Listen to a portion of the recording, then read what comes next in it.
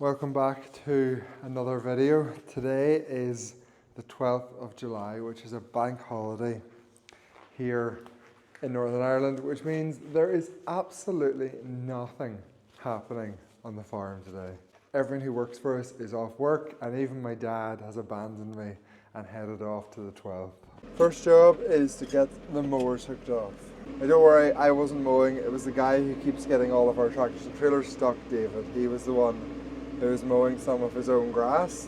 It'll probably be the best part of 3 weeks before we're mowing, and it will be our third cut silage.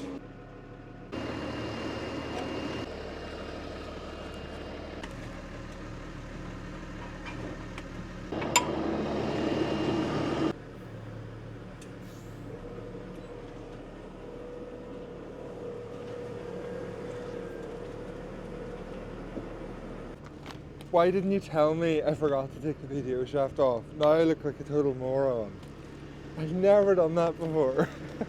So I am gonna put the fertilizer sower onto this Puma. It's our old fertilizer sower because there's one or two very rough paddocks that I need to get into to sow fertilizer, and I don't want to risk scratching the new fertilizer sower, so I'm going to use the old one. Ah, there's so much stuff on the road to get the sower hooked on. Well, I'm going to need the sprayer tomorrow anyway, so let's get the sprayer hooked onto the 3115, get it moved to one side, then go get the JCB, then move the buck brake, then hook the fertilizer sower on. And that will actually be me finished up on the farm until milking time this evening, but I'm going to use a rare few hours of peace and quiet and free time to work out how much money I'm going to make or lose over the next 6 months. And that's going to be the main point of this video, doing a cash flow, working out on-farm profitability and trying to predict the future. This really is a jigsaw puzzle to get that sower out. Maybe I will just hook the tanker off the 8S and hook the new sower on. I actually think I will do that, save me having to move the buck brake and get everything cleared out of the way. I also cleaned the inside of this tractor yesterday. It's almost like a brand new tractor, if you ignore the oceans of rust.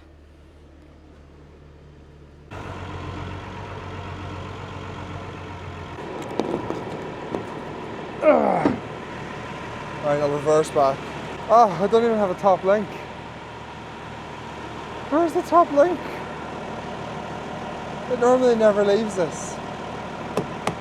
I remembered where I left the hydraulic top link, so we're going to go get it. It's on the topper. And while I'm going to get it, let me explain why a cash flow is so important and what is the difference between a cash flow and a profit figure. I know this sounds like very pedantic, boring accountancy stuff, but it actually can make a huge difference to your business. So a cash flow is essentially a monthly account of your incomes and your expenses. So it gives you an idea of whether you're going to feel like you're making money or feel like you're losing money. For our business, we have a very positive cash flow in May, June and July, and we have a very negative cash flow in the autumn and winter months. And January is consistently our low point for cash flow, and it is always a really tough month, a really tight month. We end up approaching our overdraft limit almost every year. So it is much better to be able to forecast that, predict it, and manage it so that you're not absolutely stressed out to the max, feeling like you're not making any money. There's actually a huge difference between profitability and having a positive or negative cash flow. And that ability to understand the difference is really, really important. There's a saying in business which is cash is king, and it doesn't mean that you don't use credit cards or debit cards and you actually carry around £10 notes. What it means is cash flow is almost always more important than profitability. And I know that sounds kind of counterintuitive, but it is actually true. I normally try and do a cash flow every 6 months. However, if the milk price is good and I'm making money, I usually don't bother, to be honest. When the milk price was good 2 years ago, I don't think I'd done a cash flow for like 18 months. But the counter to that is when the milk price is bad and things are tight, I'll probably update my cash flow every 2 to 3 months. So I'm motivated to do it based on my financial circumstances. So if I'm struggling, I do it more often because it gives me peace of mind. It helps me to know what's coming. And if I'm making a fortune of money, generally I don't spend the time doing it because it's pretty boring work. Okay, let's put this tractor out of the way. We no longer need this. We'll use the 8S for the fertilizer store.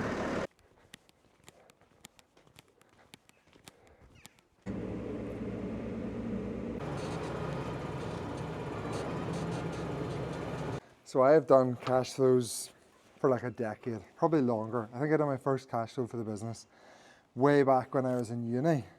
And I'll be honest, it was extremely inaccurate. I remember just being amazed how much money surplus I had, which never materialized.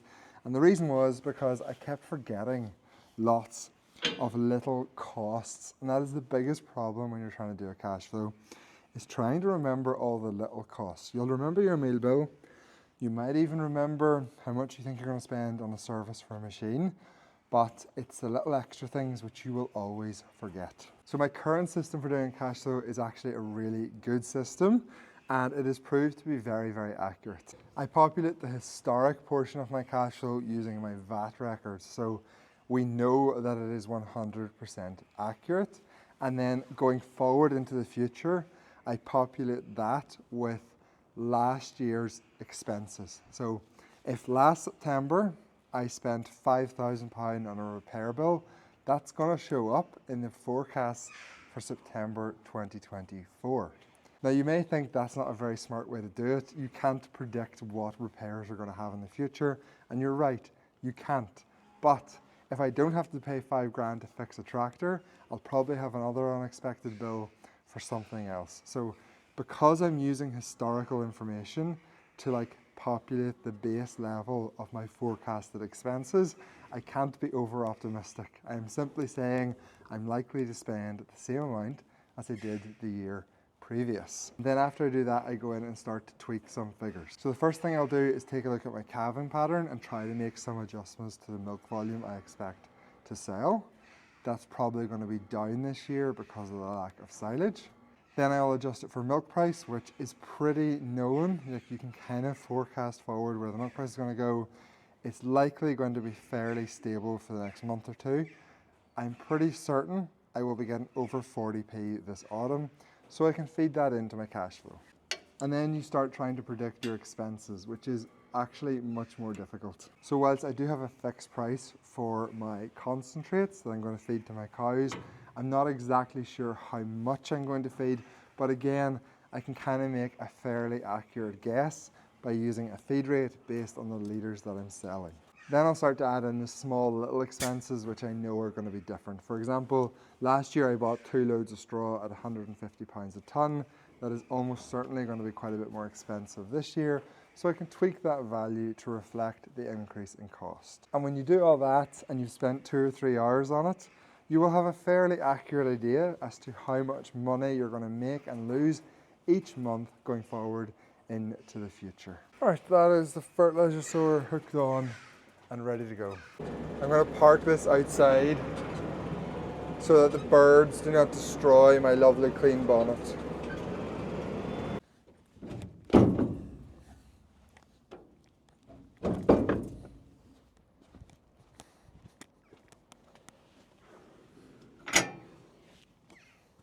Right, I'm going to spend the next hour now updating my cash flow before I show it to all of you. I'm going to add in my meal records, so how much meal went to the beef, heifers and dairy, that all needs divided out. I'm going to use my software to add in the latest VAT records so that the values are updated from the last time I've done it.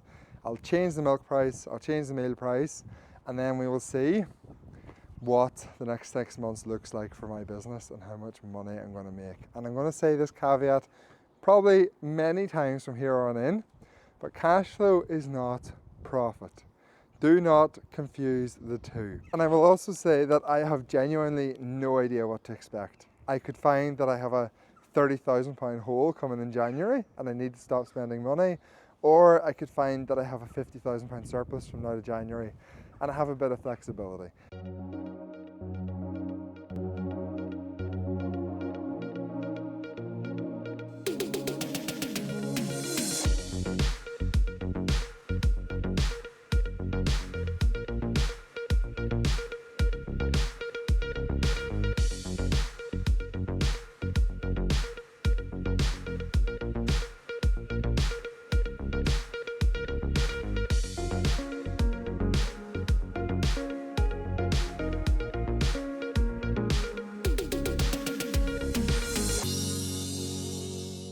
So just before I show you the cash flow, I want to give you two more caveats. Number one, cash flow is not profit. Do not confuse the two. And number two, if you are offended by financial information, if you do not believe that farming is a business and you believe that farming is a lifestyle, feel free to just stop watching here, okay? I do not want people to get offended by the fact that I'm sharing financial information. So please, if you're offended by it, don't watch it. I farm for a business. That's why I do it. I farm to make money.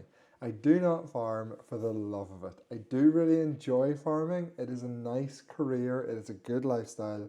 But if I woke up tomorrow morning and the farm was gone, I would be fine. Like, I would go and do something else with my life. I am passionate about it, but I am not obsessed with it. And I farm for the business. So doing a cash flow, trying to figure out how to make money, that is the part of farming I enjoy most, and it is only right that I share with all of you the part of farming that I enjoy most. Okay, let's go. Are we recording? Yes, we are. Good. Let's get started. So let's start with our receipts, which is basically just our sales. So let's start with abattoir sales, which is old cows, heifers that don't go in calf, and the bull beef enterprise. Up until June, we have real information from this current year. We can see that we had a big spike in April, which is when we started to sell a lot of bulls into the factory. And then from July until December is based on last year's figures, and I have tweaked it slightly based on the number of bull calves we have coming forward to sell. And if we go to the very end, we get a total for the year of £96,500, which is broadly in line with what I would expect. Then we have our auction mart sales. So we were closed with TB for over a year, and you can see when we got open, we had a big surplus from selling excess heifers. There is very likely going to be a surplus again in the autumn. We still have a surplus of heifers, and I would expect that we will sell something in the region of £10,000 to £20,000 worth of heifers in October or November. I have deliberately left them out as my extra money to cope with a forage shortage. That up until June, these are real figures. July is pretty much a real figure because we know the milk price within like half a penny, and I know my volume because I know how much I'm selling. From July forward, the way we work out our actual milk check value is not based on historical. Instead, it is based on an estimated volume of milk and an estimated price. So you can see I am making an assumption that the milk price is going to rise 2p over the next few months.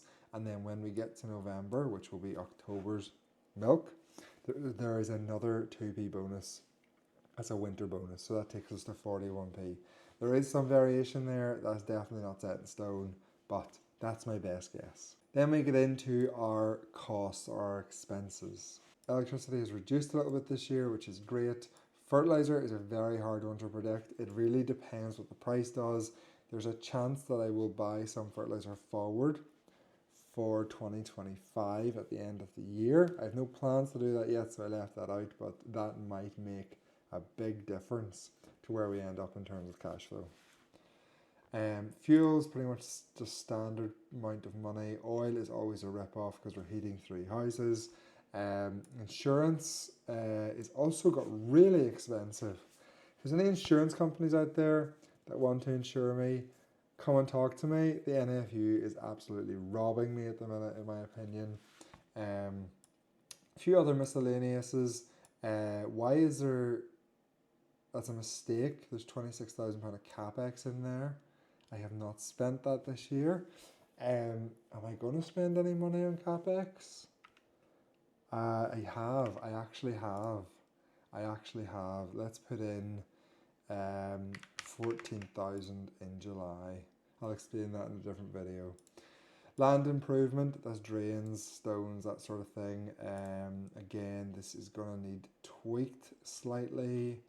I haven't actually added that invoice in yet. It's more like 4,800. That is for stones.